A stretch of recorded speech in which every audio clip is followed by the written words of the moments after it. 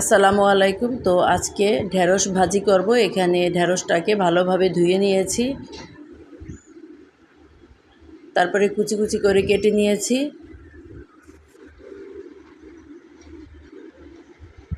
তারপরে এখানে কড়াইতে তেল দিয়েছি, তারপরে পেঁয়াজ কুচি দিয়েছি, কাঁচামরিচ কেটে দিয়েছি।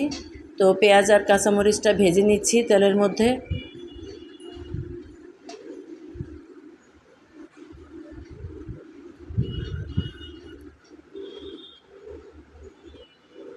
তারপরে দিয়েছি লবণ, তারপরে দিয়েছি ঢেঁড়স। তো ঢেঁড়সটাকে তেলের মধ্যে ভেজে নিচ্ছি।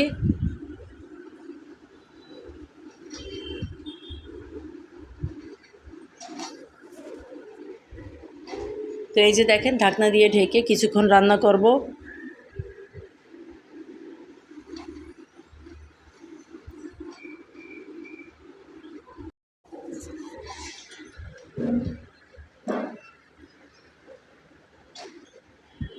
তো এই যে দেখেন, ঢাকনা দিয়ে ঢেকে রান্না করেছি।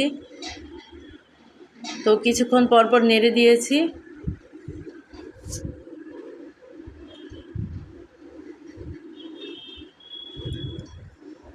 তো এই যে ঢেঁড়স ভাজিটা হয়েছে। তো এখন চুলা বন্ধ করে চুলা থেকে উঠিয়ে নিব।